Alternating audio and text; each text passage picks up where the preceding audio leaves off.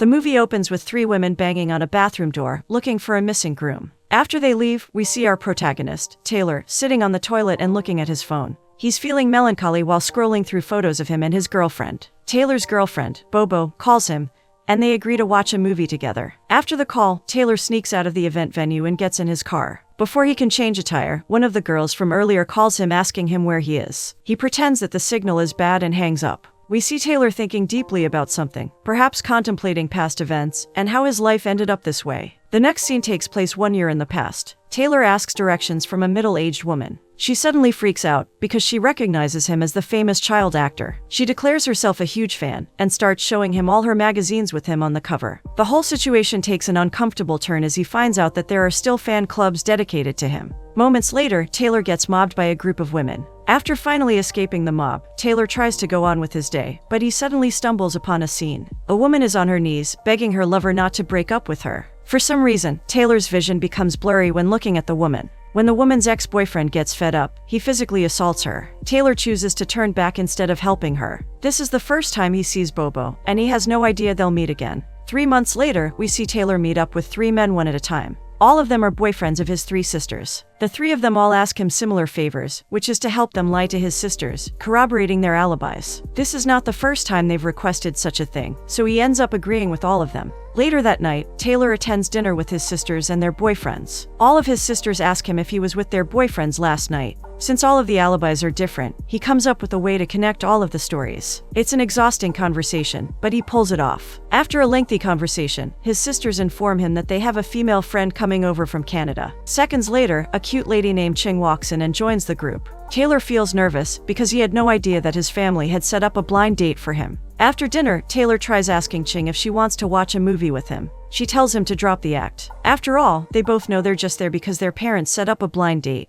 After coming to an understanding, Ching's boyfriend arrives to pick her up. She explains that she's keeping her relationship a secret because her mother doesn't like Japanese men. For anyone else, that entire evening is just plain weird. For Taylor, it's just another day. The next day, Taylor gets robbed in an alleyway by a thief who has a few screws loose in his head. The thief ties him up and demands that he give up all his valuables. However, when he offers his phone and wallet, the robber makes up an odd excuse why he can't take them. The robber even reveals that his gun is actually a toy he bought for $12. Taylor looks around and sees Bobo staring at him. He tries to ask her for help, but she just leaves without saying anything. Fortunately, the thief disappears, and he manages to break himself free. However, a bucket of water falls on his head shortly after. Taylor receives a call from one of his friends who wants to borrow money from him. He goes to his location and finds his friend inside a bar, drinking with 2. The friend even suggests that he drinks, too, and takes one of the with him. Taylor politely declines. While giving the money to his friend, police officers arrive for an ID inspection. All of a sudden, Taylor passes out. In the next scene, Taylor wakes up at the hospital. His friend calls him and informs him that several paparazzi followed the ambulance he was in. When Taylor looks around, he confirms that people are indeed looking for him. Taylor tries to find a way out of the hospital. This is when he meets Bobo again. We find out that she is a nurse that works there. He asks her where the exit is, but she doesn't give him an answer. This is when Taylor reveals that he recognizes Bobo as the woman who didn't do anything when he was robbed earlier. Bobo then points out that she also remembers him as the guy who didn't help her when her ex physically abused her. Taylor points out that they are now even, and she eventually shows him the way. While on the elevator, Taylor inspects its structure by tapping the interior. Like anyone, Bobo is weirded out by his actions. He then proceeds to tell her some trivia about how that specific elevator is manufactured. This is when he also reveals that he is a member of the Hong Kong Elevator Club. Taylor even shows Bobo his membership card. After Taylor's boring speech, they finally exit the elevator, and Bobo points him to the back exit of the hospital. Before leaving, Taylor brings up the elevator club again and tells Bobo all about its membership benefits. He hands her his business card and leaves. Taylor is expecting a peaceful exit, but he still gets mobbed by the paparazzi as soon as he steps out of the building. The next day, 2 extreme fans of Taylor arrive at his cake shop, looking for him. The employees fend them off, and the fans leave after blabbering some delusional nonsense. Taylor's employees scold him for not being more discreet about his private life. He argues back, pointing out that he didn't know the nurse would lead him toward the paparazzi. Coincidentally, Bobo enters the shop while Taylor is mentioning her. Back in the prep room, Bobo apologizes and clarifies that she didn't know the paparazzi would be waiting at the back exit. She also reveals that she's there to learn how to bake a cake. Not wanting to entertain her further, Taylor says that he hasn't taught students for a long time. However, Bobo insists that she only needs to bake 1 cake. To get her to leave, Taylor asks for 10 grand as a fee to teach her to make a single cake. He expects her to leave, but Bobo pulls out the 10 grand.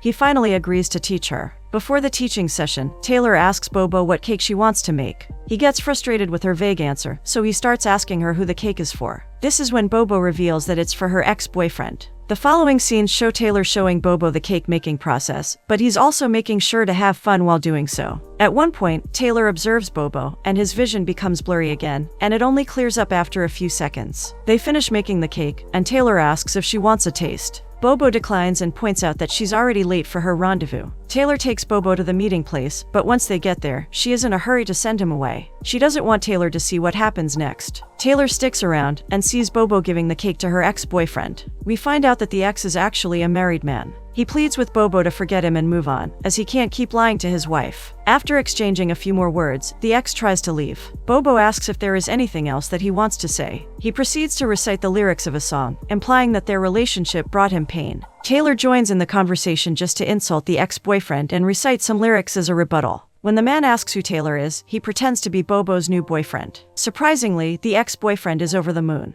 He congratulates Taylor and warns him of the dangers of dating Bobo, before leaving and acting like he just won the lottery. On their way back, Bobo thanks Taylor for stepping in. They have a brief conversation about the neighborhood and how it looks nice. Taylor finds out that Bobo knows a lot about the place, because she resided there until her ex forced her to move. Before parting ways with Bobo, Taylor returns the 10 grand that she paid, and he recites another song's lyrics to cheer her up. The next day, Taylor arrives at his cake shop and finds a hysterical woman. He finds out that she is the ex-boyfriend's wife and is complaining about the cake he made. Taylor discovers that the cake Bobo gave them contained feces. The ex and his wife only found out after they finished it. Taylor explains that he was not the only person who made that cake. The ex doesn't blame him, because she knows that Bobo is the only one capable of doing something like that. The ex promises not to sue. Taylor is surprised that the man is calm about the situation, despite him being an abuser. This is when the ex points out that Taylor only knows one side of the story. Taylor realizes there was a moment last night when he left the prep station, and this is when Bobo had time to insert the manure inside the cake. It also explains why Bobo didn't want to taste the cake they made.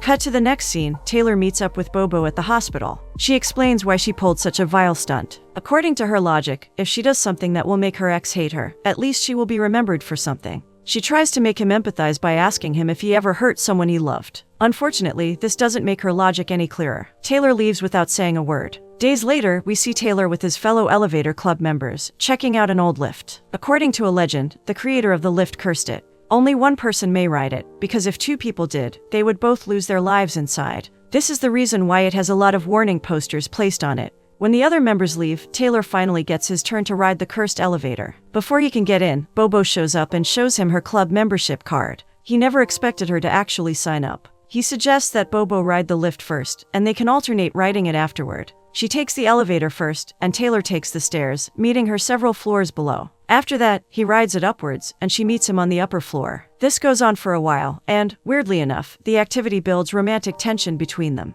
When the activity ends, Taylor suggests that they meet once more on the ground floor. Bobo suggests they take the lift together. He reminds her of the curse and asks her if she's willing to risk their lives. She then grabs his hand and pulls him inside the lift. Taylor notices that Bobo's hands are cold, and we find out that her hands have always been that way. Suddenly, the door of the elevator closes on its own. On their way down, the lift starts malfunctioning. Taylor starts panicking and admits that he has a mild case of claustrophobia. Bobo asks him to close his eyes and kisses him on the cheek to relieve his nerves. This is when Taylor figures out that the lift regains its function whenever kissing occurs. Hence, in order to get to the ground floor, Bobo and Taylor engage in a long makeout session. Who knew that the haunted elevator could be the best matchmaker? In the next scene, we see Bobo pelting Taylor with kisses in bed. It's apparent that they are already in a relationship. He gets up and starts heading to work, because he's already 2 hours late. However, before exiting his apartment, he receives a call from Bobo, who is just in the other room. She goes out and gives Taylor a hug, telling him how she misses him already. She insists on hugging him for 10 minutes before finally allowing him to leave. When Taylor arrives at his cake shop, he sees his 3 employees fuming. He asks them what's going on, and they reveal that Bobo has been texting and calling them non-stop whenever she can't find him. To make things worse, Bobo also calls their boyfriends and threatens them. Taylor promises to talk to Bobo about this, and offers to give them a bonus for the trouble they've endured. Taylor receives a call from one of his friends inviting him to drink. He hesitates to accept the invitation at first. However, when his friend teases him about being held down by his girlfriend, Taylor quickly accepts the invitation. Later, he calls Bobo and lies to her, telling her that he's going to attend the funeral of his fourth uncle. Fortunately, she believes him, but she also reminds him not to stay there for too long. Later that night, Taylor joins his friends and gets hammered. As soon as he gets drunk, he starts complaining about how women change after you start dating them. He gives examples of how controlling girlfriends can be. It's clear that his rants are more about Bobo than women in general. As expected, his friends sympathize with him and share their own troubles with their relationships. Out of the blue, Bobo arrives at the scene and asks Taylor what he's doing. His friends try to cover for him by telling an elaborate lie. Bobo might be crazy, but she's not an idiot.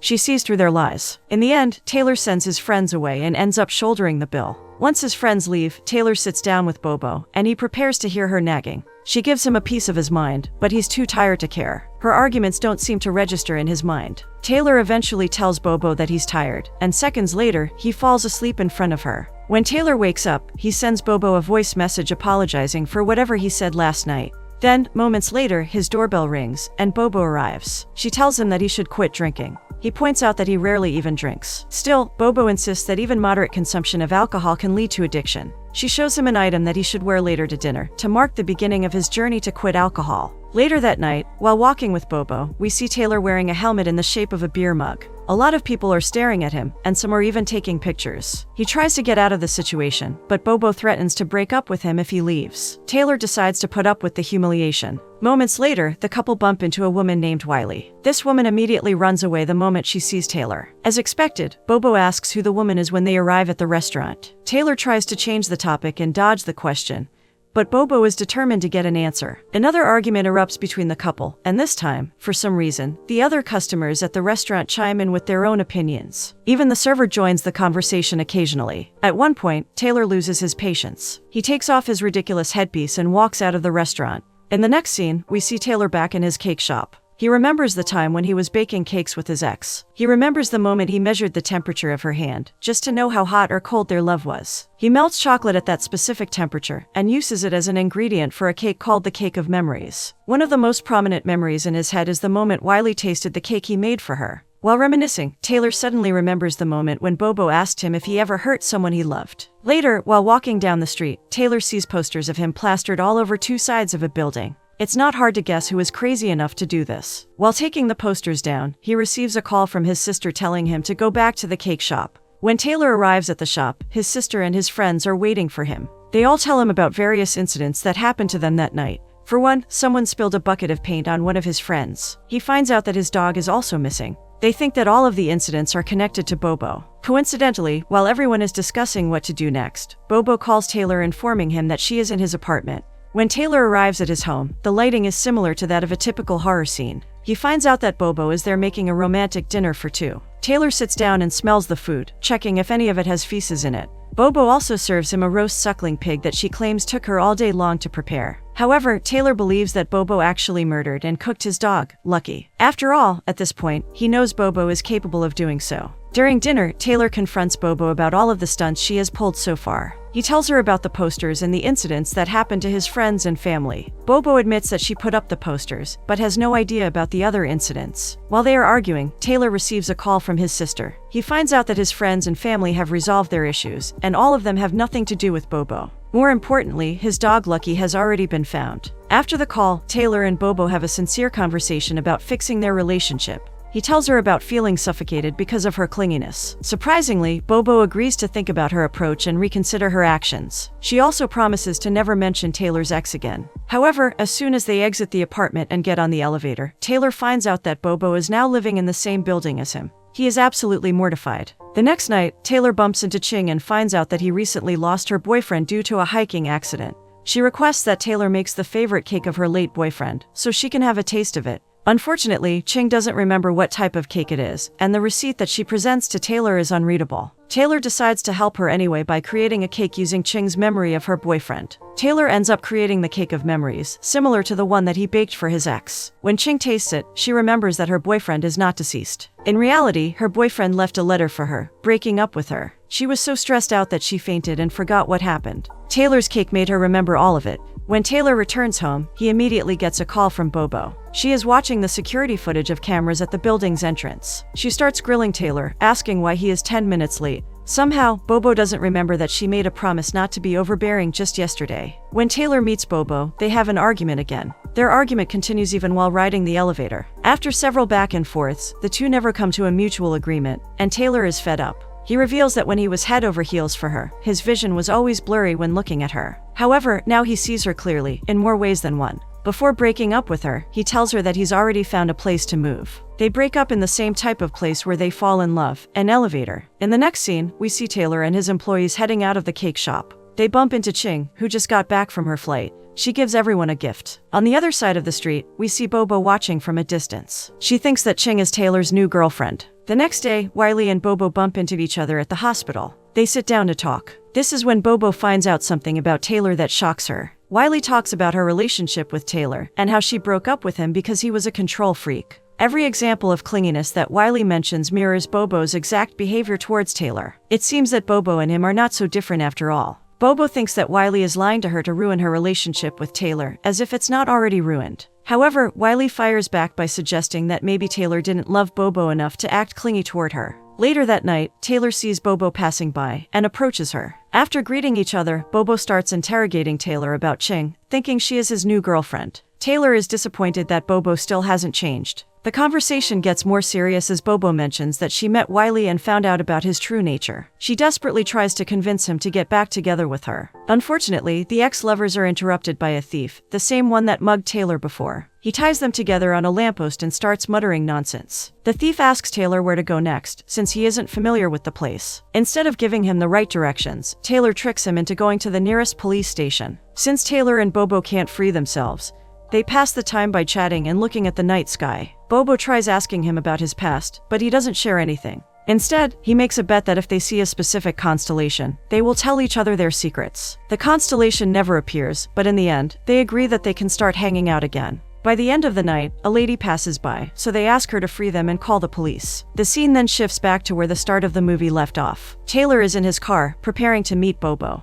We see Bobo at the cinema, eavesdropping on a nearby couple that is arguing. Coincidentally, their argument revolves around one party being too controlling, while the other is sick of it. It's a situation that Bobo can definitely relate to. When Taylor arrives, Bobo changes her mind. She doesn't want to watch a movie anymore. Instead, they head to the building where the cursed elevator is located. Unfortunately, they found out that the building has been demolished a long time ago. They decide to head somewhere else. Bobo starts pacing in random directions. Something is clearly weighing on her mind. Taylor tries to calm her down by suggesting other activities they can do. This is when Bobo finally reveals that she is aware that Taylor is getting married. We see a brief flashback of earlier that morning, when Bobo called Taylor while he was at a wedding rehearsal. Taylor doesn't deny or confirm anything. He listens as Bobo pours her heart out. She finally opens up about feeling insecure and having emotional baggage caused by past relationships. She tries to justify her toxic attachment style by pointing out that she never knew what honest love feels like. Taylor doesn't say anything and just hugs her. After crying, Bobo tells Taylor that she'll be leaving soon, and that he'll never have to see her again. Taylor confesses that he has never once hated her. Out of the blue, he decides to invite her to the wedding. Upon attending the wedding ceremony, Bobo finds out that Taylor is not the one getting married, but some people she has never met before. We see a short flashback clarifying that Taylor is not the groom that the ladies were looking for at the start of the movie. The real groom was in a different bathroom, having an affair. After the ceremony, Taylor approaches Bobo and explains the situation to her. She then asks him why he invited her, even if he wasn't the one getting married. At first, Taylor points out all of the things he hates about Bobo, particularly her tendency for stalking. Bobo thinks that Taylor is making a scene to humiliate her, so she tries to leave. However, Taylor stops her and starts reciting romantic lines. One particular line that stands out is about his vision becoming blurry again when looking at her, an indication that he loves her. Taylor then takes one of the cakes of memories he made and asks Bobo to take one bite. She asks why the cake is cold. Taylor reveals that he made it with Bobo's natural body temperature in mind. He remembers the moments when he held her hands, and they were cold. Thus, the cake is also a reflection of the true temperature of their love. Then and there, Taylor kneels down and asks Bobo to marry him. At the end of the movie, we see Bobo and Taylor living together and having breakfast. She receives a call from the hospital asking her to come to work. She goes to her room to change, but leaves her phone behind. The phone rings again, and Taylor's curiosity gets the best of him. He grabs the phone and starts reading whatever message is currently displayed. Looks like it's his turn to be the clingy and paranoid one. They are truly perfect for each other.